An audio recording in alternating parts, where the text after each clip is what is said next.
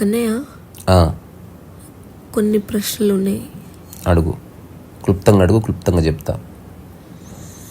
అసలు ధర్మం అంటే ఏంటి?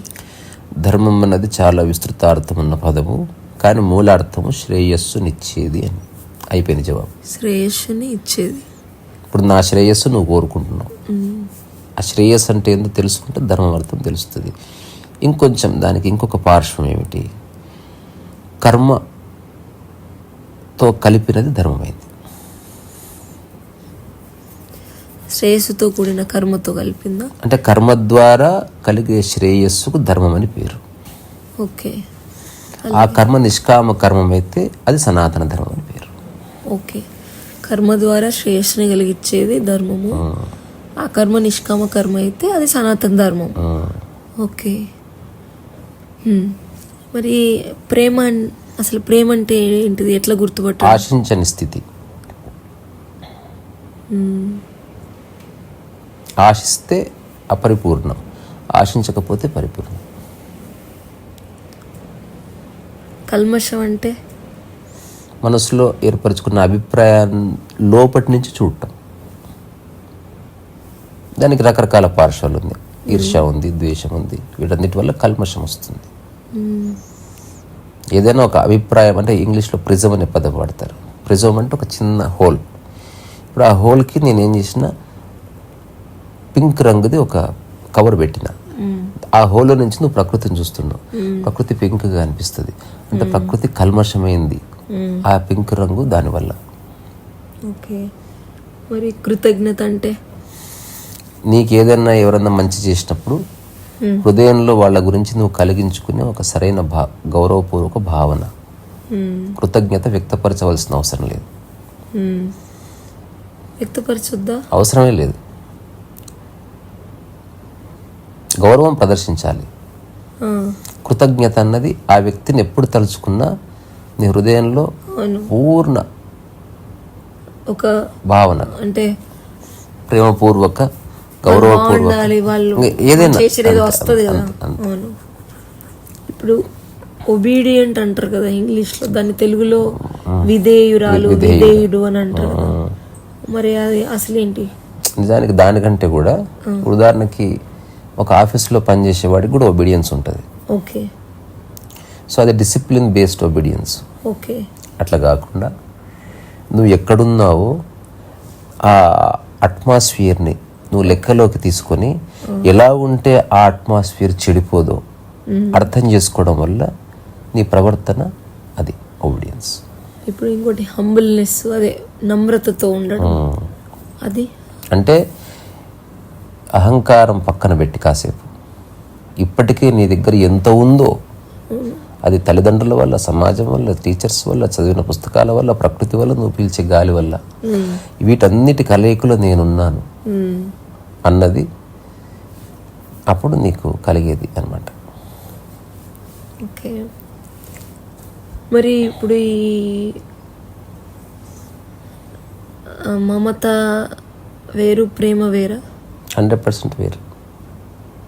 మమకారం, మమత అవన్నీ అజ్ఞానపు దశలు. విషయం పూర్తిగా అర్థం కాని కారణంగా ఒకదాన్ని కొంచెం అతిగా చూడడం వల్ల, ఆరాధించడం వల్ల, పట్టుకోవడం వల్ల కలిగేవి. ఇప్పుడు భగవద్గీతలో కూడా మామక పాండవ అని ఉంటుంది శ్లోకం. ఓకే. ఆ మామక పాండవ అన్నదే అసలు క్రక్స్ ఆఫ్ ద భగవద్గీత అన్నమాట. అంటే అర్థం ఏంటి? అంటే అది పాండవులు ఎలా ఉన్నారు అని, తర్వాత నా పుత్రులు ఎలా ఉన్నారు, అది మమకారం అన్నమాట.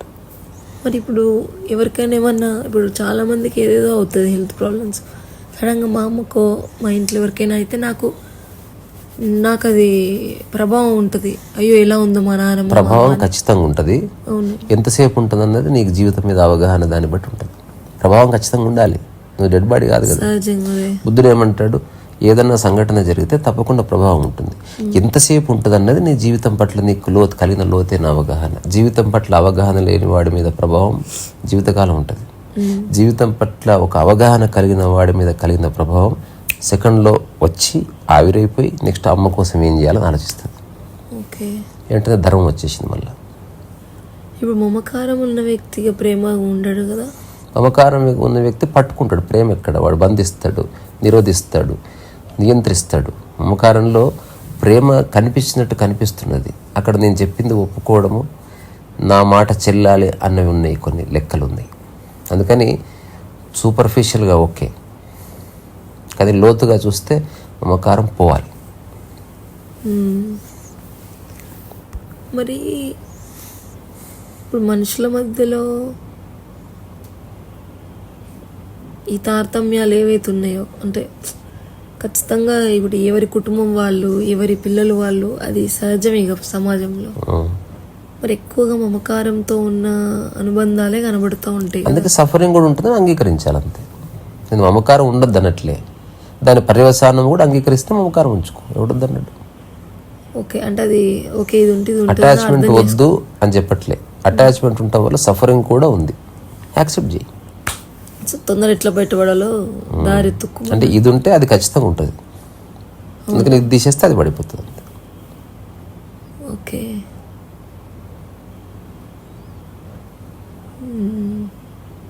మరి అహంకారం అంటే సమస్తము నుంచి ఒక వ్యక్తి సపరేట్ అయిపోయి ఆ వ్యక్తి దగ్గర ఉన్నవి చూసుకొని అక్కడి నుంచి రకరకాల వ్యక్తులు తన మీద ఏర్పరచుకున్న ఒపీనియన్స్, అంటే పర్టికులర్లీ పాజిటివ్, ఓకే, ఇట్లాంటివన్నీ కలగలిపి నేను అన్న భావన ఏర్పడుతుంది. ఆ నేనున్న భావనలో నుంచి నువ్వు ఏం చేసినా అది అహంకారత పూర్తి చేస్తున్నావు. అంటే నేను చేసిన అంటే నేను అన్నది రెండు రకాలు ఉంది అని చెప్తారు. ఒకటి మొత్తానికి సపరేట్ అయిన వాడు చెప్పేది, మొత్తంలో నేను ఒక భాగం అని చెప్పేది, రెండు వేరు వేరు.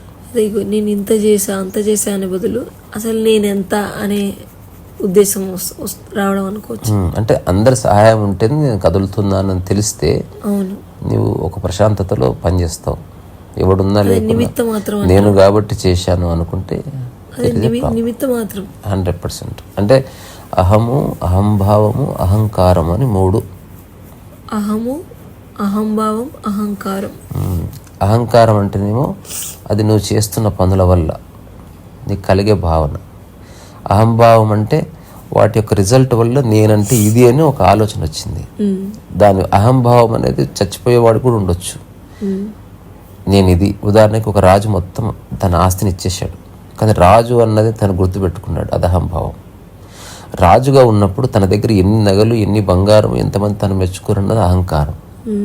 అహం అంటేనేమో ఎగ్జిస్టెన్స్లో నేను ఒక భాగం అని తెలుసుకున్నప్పుడు కలిగే ఒక సహజ స్పందన, నేను సపరేట్ కాదు, ఇందులో కుక్కెంతో పిల్లెంతో నేను అంతే, అంటే అప్పుడు అహం అయింది. అందుకే అహం బ్రహ్మాస్మి అన్నారు, అహంభావం బ్రహ్మాస్మి కాదు. సో ఇప్పుడు మళ్ళీ అహంభావం అంటే ఏంది, రాజు మొత్తం ఆస్తి కోల్పోయినా నేను రాజును అనుకుంటున్నాడు, ఇది అహంభావం. రాజు తాను రాజుగా ఉన్నప్పుడు తన దగ్గర ఉన్న వస్తువులు, మంది మార్బలను చూసి విర్రవీగుతున్నాడు, అక్కడి నుంచి మాట్లాడుతున్నాడు, అది అహంకారం. అహం అంటే నీవెవరో చూసుకుంటే, ఓహో ఈ సమస్తంలో నేను ఒక భాగం అని, నేను ఒక ప్రత్యేకమైన వ్యక్తిని కాదు, నేను రాజునని వీళ్ళు అనుకుంటున్నారు, కానీ నేను మనిషినే అని తెలిస్తే నీలో ఒక రకమైన నమ్రత వస్తుంది, అది అహం అన్నమాట. సమస్తంలో నేను ఒకటి అనుకుంటే అహం, సమస్తంలో నేను సపరేట్, నేను స్పెషల్ అనుకుంటే అది అహంభావం. దాన్ని నువ్వు రుజువు చేసుకోవాలన్న ప్రయత్నంలో అహంకారం వస్తుంది. ఓకే, ఇప్పుడు మరి మనకు దైవభక్తి ఉంది, మళ్ళీ దేశభక్తి ఉంది.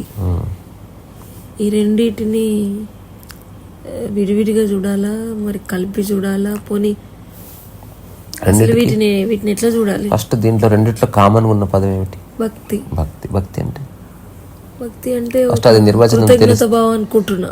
కాదు, భక్తి అంటే భక్తి అంటే తెలీదు నాకు. అంటే నాకు అది భక్తి, నేను నా లోపల అది ఉంటుంది, కానీ పదాల రూపంలో నేను చెప్పలేను ఇప్పుడు. నాకు ఫస్ట్ ఆఫ్ ఆల్ ఎలా చెప్పాలో తెలియడం. డైరెక్షన్ ఉంటుంది. Okay, guidance. Direction, not guidance, direction అంటే మార్గమా, అంటే దిశ ఉంటుంది. దిశ. ఓకే. అంటే ఇప్పుడు నాకు భక్తి ఎక్కువ అంటే ఎవరి పట్ల అని అడుగుతారు. అవును. సో అది లేకుండా భక్తి లేదు. అవును. సో రెండు రకాల అటెన్షన్స్ ఉన్నాయి భూమి మీద ప్రతి మనిషికి. ఒకటి డైరెక్షన్ లెస్ అటెన్షన్స్, రెండోది డైరెక్షన్ బేస్డ్ అటెన్షన్. సో డైరెక్షన్తో కూడిన పూర్ణ అటెన్షన్ భక్తి అని పిలిచారు. ఇప్పుడు డైరెక్షన్ లేసేది గొప్ప, డైరెక్షన్ అట్లా అట్లా లేదు. రెండు ఒకటే యాక్చువల్గా. ఏదున్నా అందులో సమర్పణ భావం ఉండాలి. తర్వాత అది ఆ పదం వాడకి ఇప్పుడు, ఓకే, మళ్ళీ అది వేరే. అంటే అది నెక్స్ట్ సబ్జెక్ట్. అసలు సమర్పణ అనేది కూడా ఇప్పుడు అంకితానికి సమర్పణకి తేడా ఏంది అంటే కొంచెం అంకితం అనేది ఇంకా పరిపూర్ణమైతే సమర్పణ అని అనిపిస్తుంది నాకు. ఆహా కాదు, నాది నీకు ఇస్తున్నంటే అంకితం. అవును, నీవు నేను ఒకటే కాబట్టి ఎక్కడున్నా సేమ్ అంటే సమర్పణ.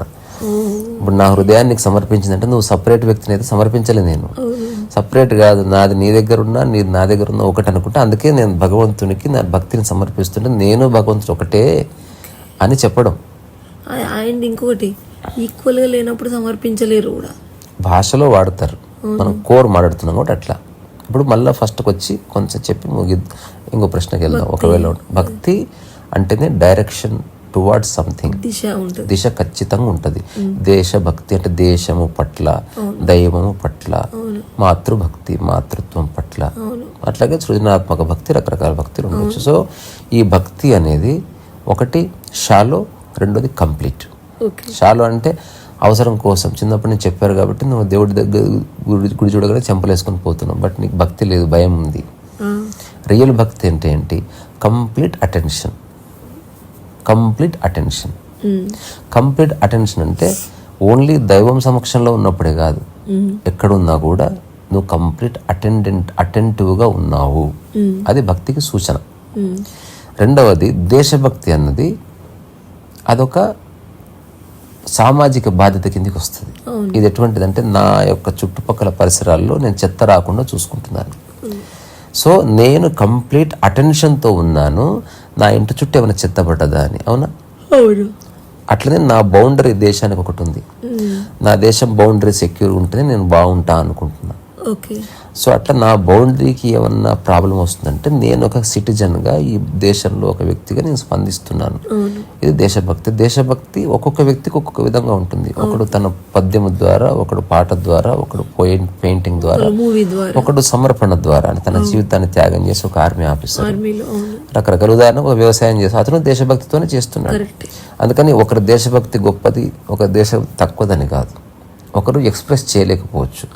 కొందరికి దాదాపు ఏ దేశంలో ఉన్నా దాదాపు ఒక 60% మందికి ఇవేవి తెలియదు. ఎందుకంటే వాళ్ళ పర్సనల్ తిండి మీదనే వాళ్ళకి సమయం సరిపోతలేదు.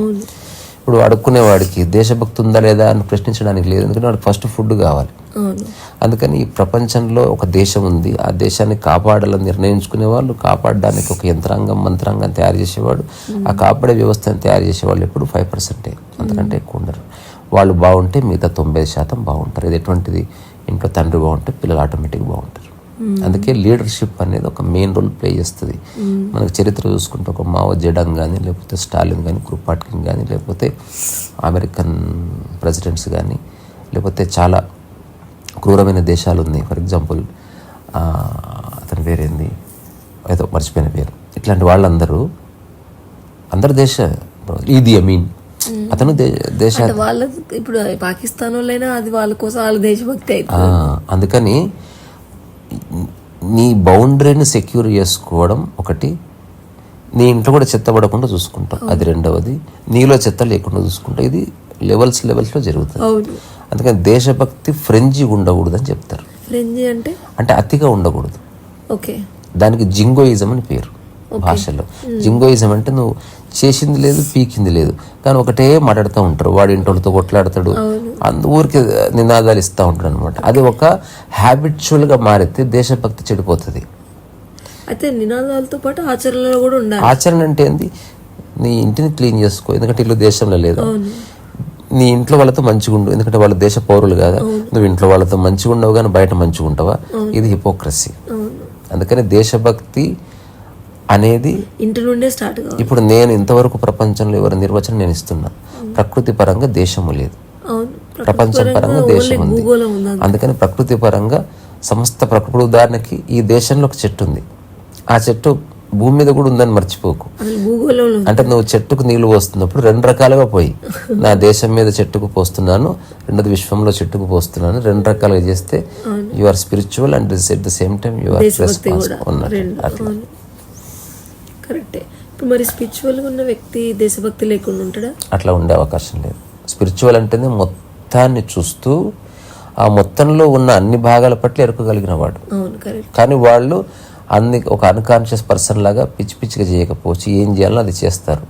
చేసే అవకాశం లేకపోతే తెలుసుకొని మౌనంగా ఉంటారు, లేదా ఎవరైనా చేయగలిగితే వాళ్ళని మోటివేట్ చేస్తారు. మరి అర్థమైంది. ఇప్పుడు దేశభక్తి ఓకే, మరి దైవభక్తి గురించి మరి చెప్తే కదా, డైరెక్షన్ అవసరం. ఎవడైతే తను స్వయం విచారణ చేసుకొని ధ్యానాన్వితము అయ్యే ఒక శక్తి లేదో అట్లాంటి వాడికి దగ్గర దారి దైవభక్తి. దైవం అంటే రూపము కాదు, కానీ రూపము నుంచి అంటే ఆకారం నుంచి ఒక నిరాకారం వైపు అడుగు పెట్టాలంటే చాలా మానసిక పరిపక్వత కావాలి. సో అది అందరి దగ్గర ఉండదు, ఆశించకూడదు. ప్రాసెస్. అందుకని ఇట్స్ బెటర్ టు దానికి ఒక దగ్గర దారి ఏంది, ఒక సాత్వికమైన భయం ఉండని అని చెప్తారు. అంటే ఇప్పుడు అమ్మ అంటే సాత్వికమైన భయం. ఇప్పుడు ఉదాహరణకి పోలీస్ ఆఫీసర్ దగ్గర భయపడతావు, అమ్మ దగ్గర భయపడతావు. పోలీస్ ఆఫీసర్ దగ్గర ఉండే భయం సాత్వికము కాదు, అది మన చేతిలో లేదు. అది అక్కడ భయం ఉంటుంది, కొంచెం బతిలాడు కూడా మనం అట్లా సాత్వికమైన భయం దైవ. అందుకే మన భారతీయ సాంప్రదాయంలో దైవాన్ని తిడతారు, దైవాన్ని పొగుడుతారు. నువ్వే దేవుడివైతే అని పాటలు కూడా రాస్తారు. అంటే నువ్వు కోపం వస్తే దేవుని కూడా తిట్టే భక్తులు ఉన్నారు ఇక్కడ. నిలబెట్టి ప్రశ్నించే ఆ స్వేచ్ఛ ఇచ్చారు ఇక్కడ. సీతమ్మకు జయిస్తే చింతాక పథకము రామచంద్ర, నన్ను తీసి జైలు ఇట్లా వేసినావు సీతమ్మ, నన్ను బ్రో అని చెప్పవి. అంటే ఇదేంటి పాలిటిక్స్ కాదు, కానీ అట్లా కాకుండా దైవోన్మత్త స్థితి అన్నమాట. అదే ఒక అమ్మ దగ్గర పోయి నాన్న దగ్గర పడుకున్నాడు పిల్లగాడు అంటే అమ్మకి అగేనెస్ట్ అని కాదు, ఎక్కడ హాయిగా ఉందో అక్కడ చూసుకున్నాడు అని అట్లా చూడాలి మనం. అందుకని ఒక బ్రాడ్ వేలో ఆలోచించవలసిన పదాలు ఇవి. ఒక హ్రస్వ దృష్టితో చూస్తే చెడిపోతాయి. మరి ఈ స్వేచ్ఛ వర్డ్ వచ్చింది కాబట్టి అసలు స్వేచ్ఛ అంటే ఏంటి? స్వేచ్ఛకి అటు ఇటు రెండు పదాలు ఉన్నాయి, అది చెప్పుకోకపోతే స్వేచ్ఛ లేదు. ఒకటి విమోచనము, రెండవది స్వేచ్ఛ, మూడవది ముక్తి లేదా మోక్షము అని.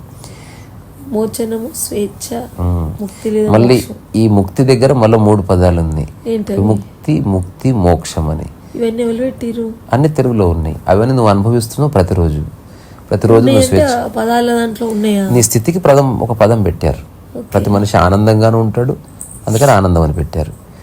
కండిషనల్ ఆనందంగా ఉన్నాడు, దానికి సంతోషం అని పెట్టారు. సందర్భం వల్ల తినడం వల్ల ఆనందం వస్తే దానికి తృప్తి అని పెట్టారు.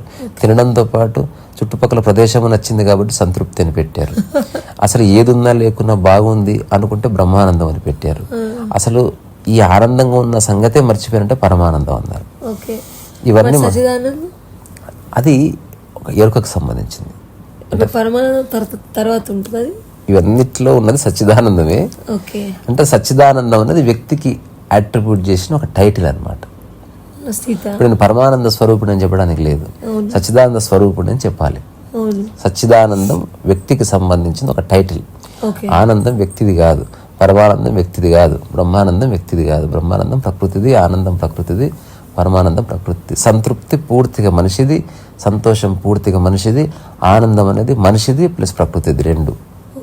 ఇది దాని వివరణ. అది మూడు, సత్ చిత్ ఆనందం అని మూడిటి కలయిక. అంటే సత్తు, చిత్తు, ఆనందం అంటే ఏదైతే ఉందో ఎప్పటికీ మారనిది ఒకటి, ఏదైతే నువ్వు ఇది మనకు రూపంగా కనిపిస్తున్నదో అదొకటి, తర్వాత వీటి మధ్యన ఇరుక్కోకుండా ఆధారపడకుండా నేనున్నానన్న భావన వల్ల కలిగేది మరొకటి. వీటి కలయికని నేను సచ్చిదానందాన్ని శివోహం శివోహం అని శంకర్ల వారు చెప్పారంటే నేను శరీరాన్ని కాదని ఎవరి శరీరాన్ని చూపిస్తున్నాడు? నేను శరీరాన్ని కాదని ఎవరి శరీరాన్ని చూపిస్తున్నాడు? తన శరీరాన్ని. అంటే నాకు శరీరం ఉన్నప్పటికీ నేను శరీరంని కాదు అంటున్నాడు. అంటే నేను ఎవరిని అంటే అప్పుడు సచ్చిదానందాన్ని అంటే నేను ఎరుకకు సంబంధించిన ఒక సంకేతం. అందుకని మళ్ళీ ఇక్కడ కొంత స్వేచ్ఛకి అటుపక్క పదం ఏంది, ఇటుపక్క పదం ఏంది?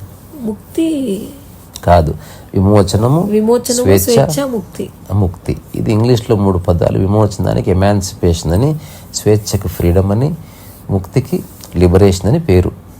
మరి ఇప్పుడు విమోచనం అంటే ఏంది? మనిషిని మూడు రకాలుగా బంధించవచ్చు. ఎట్లా? విమోచనం తెలియదు ఎలాను. శరీరాన్ని బంధించవచ్చు తాళ్లతో కట్టేస్తే. అప్పుడు నువ్వు స్వేచ్ఛ గురించి ఆలోచించవు. నా శరీరాన్ని విడిచిపెడితే చాలా అనుకుంటావు. ముందు ఆ తాళ్ళ నుండి స్వేచ్ఛగా అది కోరుకోవడం విమోచనం కిందకి వచ్చింది. నాకు విమోచనం కల్పించు అని అంటారు. అంటే ఇప్పుడు శాప విమోచనం శాపాలు అంటే గ్రస్తమైన శరీర స్థితి అది. అవును. ఇప్పుడు ఉదాహరణకి ఒక వ్యక్తిని తాళ్లతో కట్టేస్తే నా తాళ్ళు వదులు అంటాడు కానీ నాకు స్వేచ్ఛనివ్వను అన్నాడు. అవును.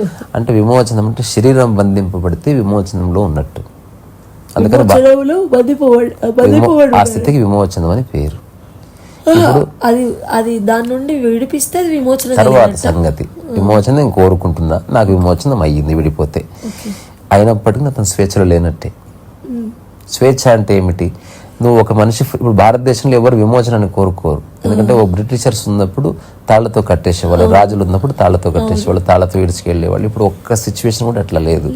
భారతదేశం విమోచన స్థితి నుంచి బయటపడ్డది. ఇప్పుడు భారతదేశం మరి ఏం కోరుకుంటుంది? స్వాతంత్రం రాకుండా స్వేచ్ఛను కోరుకుంది. అందుకే ఫ్రీడమ్ స్ట్రగుల్ అన్నారు, స్ట్రగుల్ ఫర్ ఫ్రీడమ్ అన్నారు. మరి స్వేచ్ఛ వేరు స్వాతంత్రం వేరు. మళ్ళీ దాని ద్వారా నీకు వచ్చింది స్వాతంత్రం అయింది.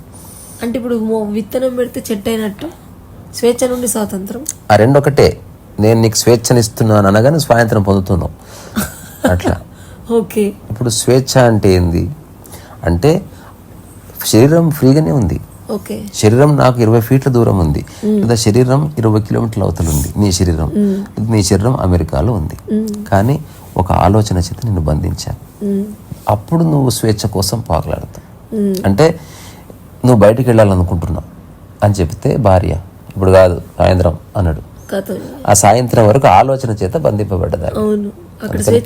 ఏమండి పోతానండి, ఆయన ఏం బంధియలేదే, తాడుతో కట్టేలేదే, డోర్ తెరిచే ఉంది, పైసలు కూడా ఉన్నాయి.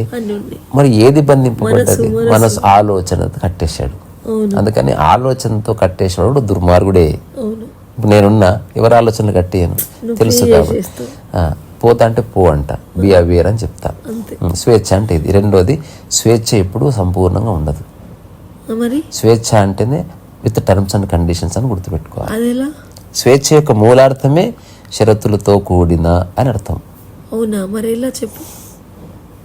భారతదేశంలో స్వేచ్ఛ ఉందా? ఉంది, కానీ ట్రాఫిక్ లో పోతే రూల్స్ పాటించాలి. ట్రాఫిక్ లోకి పోకపోయినా నువ్వు గోడల మీద గీయడానికి లేదు. తర్వాత అక్కడ లైట్ బల్బ్ ఉంది, తెచ్చుకోవడానికి లేదు. అవును, స్వేచ్ఛలు ఉన్నావు. షరతులతో కూడి షరతుని అంగీకరించడం వల్ల ఆ షరతుల మధ్యన నువ్వు హాయిగా ఉంటే స్వేచ్ఛలో ఉన్నట్టు. ఓకే. ఇప్పుడు మా ఆఫీస్లో చాలా ఫ్రీడమ్ ఉంటుంది. బాస్ ఛాంబర్లకు పోలేవు. నిలబడి చెప్పి రావాల్సి. అంటే స్వేచ్ఛ అంటే షరతులు ఉన్నాయి. ఈ షరతులను అర్థం చేసుకున్నవాడే స్వేచ్ఛను పూర్తిగా అనుభవిస్తాడు. ఈ షరతులు కొన్నే ఉంటాయి, స్వేచ్ఛ అనంతంగా ఉంటాయి. అందుకని షరతులను అర్థం చేసుకున్న స్థితిలో నువ్వు ఆపరేట్ అయితే స్వేచ్ఛ ఉంటుంది. అది చాలా విశాలంగా ఉంటుంది. మరి ముక్తి అంటే ఏంటంటే నా శరీరము కట్టివేయబడ్డది, నా మనస్సును ఎవరు ఆపరేట్ చేస్తున్నారు, అయినా నేను పట్టనట్టు. ముక్తి. దీనికి వచ్చిన ఎగ్జాంపుల్ జీవన్ ముక్తి. ఆ తర్వాత జీవిస్తూ ముక్తిగా ఉండడమే ముక్తి. చిన్న ఎగ్జాంపుల్ చెప్తే అర్థమైపోతుంది. ఓషో చిన్నగా ఉన్నప్పుడు బాగా అల్లరి చేసేవాడు, ప్రశ్నించేవాడు. ఒక రకంగా పని హెడేక్, తొడరా నాయన. ప్రతిరోజు ఇంటికి కంప్లైంట్లే. వాళ్ళ ఫాదర్కి చిరాకు దుబ్బింది. ఒకసారి దుబ్బి ఈడ్చుకుపోయి రూమ్లో విసిరేసి బయట లాకేసాడు. ఓషో వాళ్ళ మదర్ వద్దండి అంటుందట. లాకేసేసి తాళం తీసుకుపోతున్నా నేను, 24 గంటల వరకు బయటకు వచ్చేది లేదు, అన్నం కూడా పెట్టకండి వాడికి అని స్వీట్ షాప్కి వెళ్ళిపోయాడు. మధ్యాహ్నం అయింది. తండ్రికి అక్కడ మనసులో లేదు. అరే కొడుకు కాబట్టి అరే పాపం ఏదో చేశాడు అని, పాపం ఏడుస్తున్నాడేమో, తలుపు బాదుతున్నాడేమో అని వెంటికి పరిగెత్తుకొని వస్తే ఇంట్లో సైలెన్స్ ఉంది. ఏమైంది అంటే, ఏమో మీరు వెళ్ళిన దగ్గర నుంచి ఉలుకు లేదు పలుకు లేదు, మేము తలుపు కొట్టినవాడు మాట్లాడతలేడు, ఏమైందో ఏమో అని లాకేసి తీస్తే తలుపు రాలేదు, లోపల లాకేసుకున్నాడు. అప్పుడు ఓషో ఒకటే మాట చెప్పాడంట, మీరన్న మాట మీద మీకు విశ్వాసం లేదేమో కానీ నాకు కొంచెం సిగ్గు లజ్జ ఉన్నాయి. 24 గంటల వరకు నేను తీయను తలుపు, గెట్ అవుట్ అన్నాడంట. అంటే ముక్తి 8 సంవత్సరాలు 9 సంవత్సరాలు. అంటే విషయం వయస్సుకు అజ్ఞానానికి సంబంధం లేదు. 90 ఏళ్ల ముసలివాడు పూర్ణ అజ్ఞానంలో ఉండొచ్చు, 10 సంవత్సరాల పిల్లలు. మనస్సు ఏదైనా క్షణమే ముక్తిలోకి రావచ్చు. ఎవడైనా శంకర్ల వారు 8 ఏళ్లకే వచ్చేసారు అట్లా. సో ఇప్పుడు ఓషో ఇచ్చిన స్టేట్మెంట్ ముక్తి దశ అన్నట్టు. అంటే అతను ఎవరు బంధించలేరు ఇక. అసలు నేను లాకేసుకున్న నువ్వేవాడు ఇప్పుడు నన్ను అంటారు. అంటే అందులోనే ఏకాంతంగా ప్రశాంతంగా ఉన్నాడు ఇక. ఇప్పుడు నేను హరిపురంలో ఒక టాక్ చేసిన పని అని, నేను ఇప్పుడు ఇక్కడికి వచ్చి వంట చేస్తున్నా. చూసేవాడికి ఏముంటుంది, పాపం అత్తగారింట్లో వంట చేస్తున్నాడు, దానికి జవాబు ఏంటి తెలుసు, నాకు ఇష్టము. ఇప్పుడు ఏం చేస్తాం, ముక్తిలోకి వచ్చేసిన. When you accept your situation. నా శరీరం బంధింపబడి ఉంది కానీ నా నోరు ఓపెన్ ఉందిగా. అది నారాయో అంటే నువ్వు చేతులు కట్టేసి ఎట్లా పాడుతున్నావు, నన్ను కట్టేసే మునగాడు ఉట్లేదురా అని. డయోజనిస్ ది ముక్తి కథ. ముక్తి చాలా అరుదైన సమస్య. డయోజనిస్ అని ఒక గ్రీక్ స్లేవ్ ఆయన తీసుకొని పోతున్నారు. ఆయన బానిస చేసిన తర్వాత ఎవ్రీ వీక్ ఆవులు బర్రెలు అమ్మినట్టు తీసుకుపోయి స్లేవ్స్ అమ్మేస్తారు అక్కడ. అప్పుడు ధనికులు కొనుక్కొని ఇంట్లో పని వాళ్ళు గాను, అప్పుడు బండ్లు లేవు కదా, ఇట్లా పల్లకి మోసేవాళ్ళు గాను, తర్వాత మసాజులు చేసేవాళ్ళు కానీ రకరకాలుగా వాడుకునేవాళ్ళు. అప్పుడు డయోజనిస్ ని గొలుసులేసి తీసుకెళ్తే వాళ్ళ ఓనర్ని డయోజనిస్ లాక్కెళ్తున్నాడు. ఓనర్ గొలుసులు పట్టుకుంటే డయోజనిస్ లాక్కెళ్తున్నాడు, రా పోదందా మార్కెట్కి అని. అక్కడ ఉన్న వాళ్ళు ఆశ్చర్యపోయారంట, ఓనర్ వీడా వాడా అని. అప్పుడు డయోజనిస్ అరిచాడంట గట్టిగా, రండి నన్ను కొనుక్కోండి. అయ్యో, నేను ఎక్కడున్నా స్వేచ్ఛలో ఉన్నా, నన్ను ఎవడు అమ్మేది కొనేది, నన్ను నేనే అమ్ముకుంటున్నా, వీడేది బోడి అమ్మేది అన్నాడంట. అదే ముక్తి అనమాట. భగత్ సింగ్ ముక్తిలో ఉన్నాడు. ఎట్లా, మరణం వచ్చినప్పుడు హీ యాక్సెప్టెడ్ హిస్ డెత్. అదే ముక్తి అంటే. అన్నం లేదు అంటే పోరాడితే నువ్వు విముక్తిలో లేవు. అన్నం లేదా, ఓకే నీళ్ళు తీసుకురా, అయిపోయింది, అంటే విముక్తి వచ్చేసింది. సో ఇప్పుడు ముక్తి, విముక్తి అండ్ జీవన్ ముక్తి అనేవి కూడా మళ్ళీ 3. అదే విమోచనం అయిపోయింది. శరీరాన్ని కట్టేస్తే విమోచనం, ఆలోచనతో కట్టేస్తే దానికోసం పోరాడితే స్వేచ్ఛ. ఆ స్వేచ్ఛ వివగానే నువ్వు అనుభవించేది స్వాతంత్రము. ముక్తి అంటేనేమో శరీరము మనస్సు బంధించినా బంధించకపోయినా వాటితో తాదాత్మ్యత లేకపోవడం. జీవన్ముక్తి అంటే తాదాత్మ్యత లేకుండా సంసారంలో ఉండి అన్ని పనులు చేసుకోవడం. అర్థమైంది కదా. ఇప్పుడు ముక్తి అంటేనేమో నువ్వు పనులు దూరం ఉన్నావు బట్ ముక్తిలో ఉన్నావు. జీవన్ముక్తి అంటే జీవిస్తూ అందరి మధ్యనే ఉంటూ అన్ని చేస్తూ కూడా నీకు ఏది అంటుకోలేని తెలుసుకున్నావు అట్లా. సో విముక్తి అంటే నాకు ముక్తి అయ్యిందని చెప్పుకునే స్థితి. అంటే ప్రీచింగ్ ఉంటుంది, చూడండి నేను ఎంత బాగున్నాను అని చెప్తా.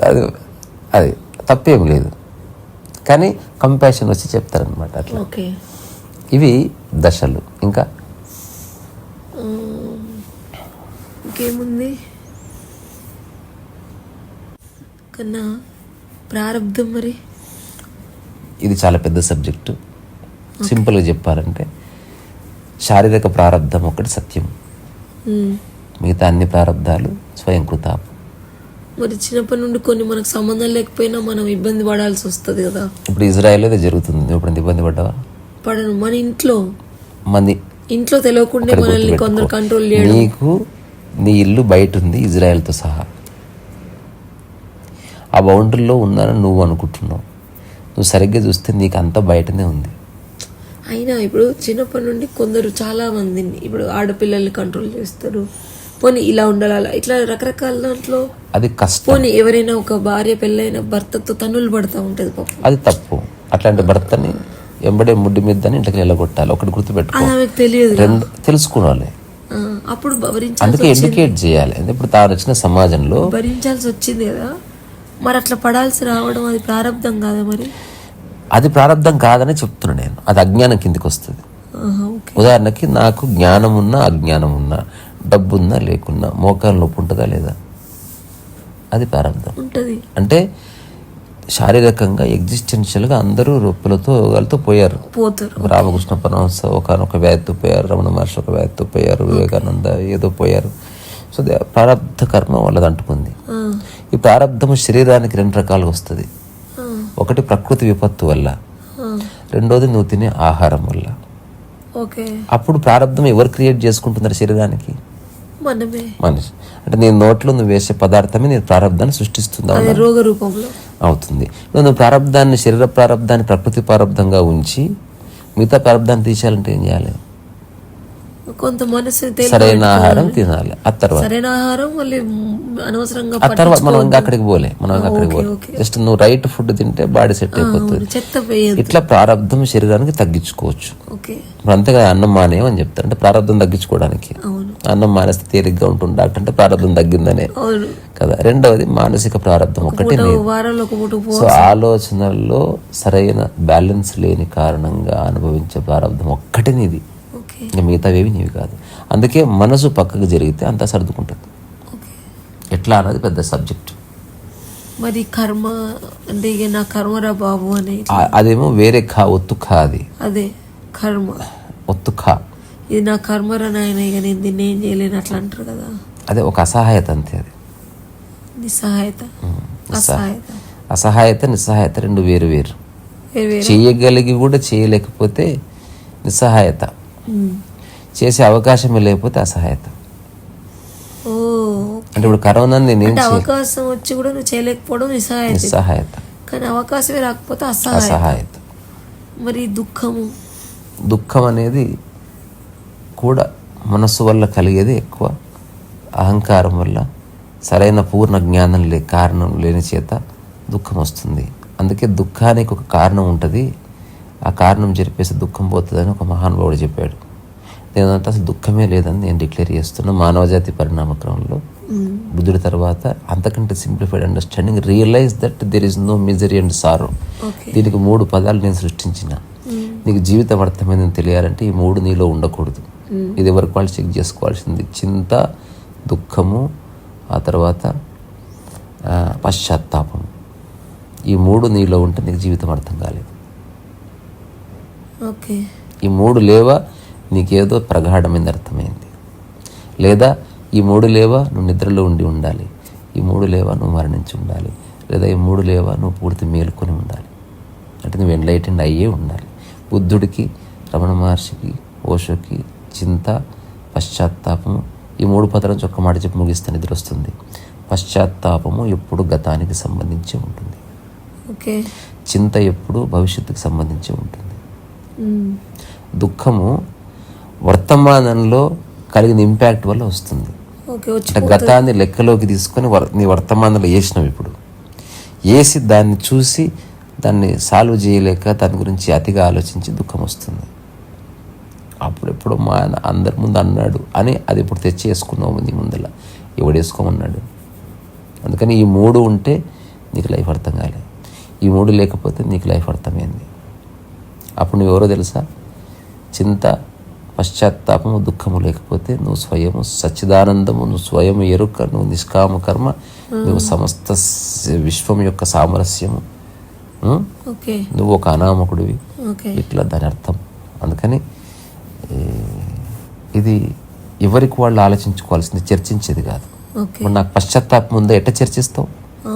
పశ్చాత్తాపం పడడానికి కారణం ఏంటి? గతం లేకపోతే పశ్చాత్తాపం. ఇప్పుడు నాకు పర్సు పోయింది మొన్న అని ఈరోజు బాధపడుతున్నావు, నీ మెమరీ పోతే గుర్తుండదు, ఎండ్ ఆఫ్ ద స్టోరీ. అట్లా నీ ప్రశ్నలు అయిపోయినాయి. ఈ రోజుకైతే అయిపోయినాయి. చాలా బాగుంది. ఇది అనుకోకుండా పడుకునే ముందు మైథిలి ఏదో అడిగితే నేను గుసగుసలాడి చెప్పిన విషయాలు. ఇది ఫైనల్ స్టేట్మెంట్స్ కావు, ఇవి నా అవగాహనలు. అయితే ప్రేమ అంటే అసలు ఆశించకుండా ఉండడం, అంటే ఏదైనా చేసి మర్చిపోవడం, ఇంకా ఆశించకపోవడం పూర్ణంగా. ఏదైనా వాళ్ళు తిరిగి చేసినా ఓకే తప్ప మళ్ళీ వాళ్ళు చేస్తే నేను చేస్తా అట్లానే ఉండదు, అసలు ఉండదు. అసలు ఒకటి గుర్తుపెట్టుకో, నీకు సాధ్యమైనంతా చేస్తూ పో, వదిలే. ఇంకా ఇప్పుడు నువ్వు చేస్తుంది అదే 100%. ఏది సాధ్యమో అది ఇంకా నిష్కామంగా చేసేసి పక్కకి జరుగు. దాన్ని అపార్థం. ఉదాహరణకు అందరికి దుప్పటిచ్చాను చలికి, ఒకడు దాంట్లో కింద పరుచుకొని దాని మీద టమాటాలు పెట్టి వడియాలు వేసుకుంటే నాకు ఓకే, ఒకడు దాన్ని ఇంకోటి గిఫ్ట్గా ఇచ్చినా నాకు ఓకే, నాకు సంబంధం. అంతే. అట్లా ఇస్తే పూర్ణంగా ఇచ్చేసి ఇంకా. ఇప్పుడు స్వేచ్ఛ అంటే తెలుసా, ఇచ్చి మళ్ళీ థాట్తో కట్టాడు, ఇచ్చాను దానికి ఉన్న అయితే మాత్రం నేను గాయపడతా అంటే అయిపోయి నువ్వు ఇయ్యలే అనవసరంగా ఒక బాండ్. అప్పుడు నువ్వు స్వేచ్ఛ కోసం ఇచ్చేదో పూర్తిగా రాదు నీ అమ్మాయి అని వాడు స్వేచ్ఛ కోసం వాడు అడుగుతాడు నిన్ను, ఇస్తావు కానీ నువ్వు మళ్ళీ ఊకే చూస్తూ ఉంటావు అని. అందుకని నువ్వు మనిషికి ఒకవేళ భూమి మీద ఇవ్వగలిగింది ఏదంటే స్వేచ్ఛ, మర్చిపోయి ప్రశాంతంగా వచ్చి- తర్వాత నీ అంతకు నువ్వు మాత్రమే పొందగలిగేది ముక్తి. ఓకే ముక్తి మోక్షము రెండు ఒకటే. ఓకే ముక్తి అంటే రమణ మహర్షిని పాల్ బ్రంటన్ అడిగాడు, ఏం కావాలి నీకని రమణ మహర్షి అంటే పాల్ బ్రంటన్ అడిగాడు, నాకు లిబరేషన్ కావాలి అన్నాడు. ఓకే తర్వాత రమణ మహర్షి అడిగిన ప్రశ్నకి ఏం చెప్పాలి అర్థం కాక వెళ్ళిపోయింది పాల్ బ్రంటన్. దేని నుంచి అని అడిగాడు. ఎవరు మన రమణ మహర్షి. లిబరేషన్ కోరుకుంటున్నావు అంటేనే ఏదో నిన్ను ఇబ్బంది పెడుతుంది అని. అదేంటి? అందుకని నిజంగా లిబరేషన్లో ఉన్నవాడికి తెలుస్తుంది లిబరేషన్ లేదని. నిజంగా జ్ఞానోదయం పొందిన ప్రతి ఒక్కటి జ్ఞానోదయం అన్నది లేదు, అది ఏదో పోవడం వల్ల కలిగింది ఫేక్ జ్ఞానోదయం. అసలు అది నాది కాదని తెలుసుకుంటే అసలు జ్ఞానోదయమే లేదు. ఇంకా అసలు ఉన్నంత జ్ఞానోదయమే. ఇది ఎలా ఉందంటే అడవిలో ఒక్కడివే ఉంటే నీ కోపం లేదు, ఏమీ లేదు, అదొక స్థితి. నువ్వు మనుషుల మధ్యలోకి వచ్చినంత కోపం వచ్చింది, కోపం తర్వాత నీకు కోపపడకూడదని తెలుసుకొని నీకు ఆనందం వచ్చింది. ఈ రెండు అబద్ధాలే. నువ్వు మళ్ళీ పక్కన ఒకడు ఉన్నా వాడితో నాకు సంబంధం లేదని తెలుసుకోవడంతో నీకు కోపం వెళ్ళిపోయింది. అప్పుడు రియల్ మన లిబరేషన్ వచ్చింది. ఇదంతా ప్రాసెస్. ఈవెన్ ఉపదేశారంలో కూడా ఇది ఉంటుంది, అర్థం చేసుకోవడం కష్టం. జ్ఞానము అజ్ఞానములకు అతీతము జ్ఞానం అని ఉంటుంది అన్నమాట. ఓకే, జ్ఞానము అజ్ఞానమేమో ఆపోజిట్. నిజమైన జ్ఞానం అంటే జ్ఞానం అజ్ఞానం కూడా లేదని తెలుసుకోవడం అనమాట. అది అంటే దేంతోనూ నీకు క్లింగింగ్ లేదు అట్లా. సరే మరి ఓకే, ఏదైనా మంచి పాట, చిన్న పాట ఒకటి ఏదైనా గుర్తు చేయి. ఏ పాట పాడుతావు గారు? చిన్న పాట పాడితే వేసిన చెప్తా. మృతిలో ముగిసిన చితిలో నరగిలిన కడతేరిపోనిది మధురానుబంధం ఎదవీడి పోనిది మమతానురాగం. పుత్తడి బొమ్మ పూసిన కొమ్మ ఆ సినిమాలో అది కాదు, అది వేరే పాట. అందులో ఇదేమో సాగర సంగమంలో ఈ పుత్తడి బొమ్మ ఆ పాట కాదు, ఇది వేరే పాట. ఆ పాటలో చివరికి ఒక సాకు ఉంటుంది. ఈ ఇవన్నీ బంకలే, ఇవన్నీ పోయట్రీలు. ఇట్లా ఉండకూడదు. ఎదవీడిపోనిది ఎప్పటికి పోనిది మమతానురాగం. నేను అంటున్నా అసలు తీసేసి అది ఫ్రీ అయిపో మనిషి నుంచి. తర్వాత పుత్తడి బొమ్మ సాంగ్లు ఈ జన్మకింత మళ్ళీ బంక, ఈ జన్మకింతే ఇలా పాడుకుంటాను ముందు జన్మ. అంటున్నది ఈ జన్మకు కాదు, ఆమె కోసం పాడుకో ఆమెను తీసేసి ముందు జన్మకైనా. నేను అంటున్నా మా ఆయన కోసం వండి పెడతా అన్నది బాండు. వండుకో, తింటే మీ ఆయన కూడా తింటాడు. ముందు జన్మకైనా నీ కాలి మువ్వనై పుడతాను పుత్తడి బొమ్మ పూసిన కొమ్మ. ఇంకొక సాకి పాడతా, అదే పాటతో చెప్పి ముగిస్తా. సాగర సంగమం, సాగర సంగమం. కానీ పాట ఉండదు, ఓన్లీ అంతే. అది మన తుషార శీతల సరోవరాన అనంత నీరవ నిషీధిలోనా ఈ కలువ నిరీక్షణ నీ కొరకే రాజా వెన్నెల రాజా. దీని పల్లవి కలనైనా నీ తలపే. ఇది కూడా అబద్ధమే, ఉండకూడదు. ఇది ఏ తలపు, నిద్రలో ఏ తలంపు ఉండొద్దు. నేను పీస్ ఆఫ్ మైండ్ స్వామిని ఒకే ప్రశ్న అడిగిన ఆ రోజు. తలంపు అంటున్నావు కదా, ఆ తలంపు నీకెందుకని అడిగితే తలంపు గురించి ఎందుకు ఆలోచన. అప్పుడు ఆయన ఇచ్చిన ఎక్స్ప్రెషన్ తెలుసా, మాటలు లేవని. అది మంచి ఆన్సర్ ఇచ్చిండు. సరే నాన్న, సరే, మంచిది.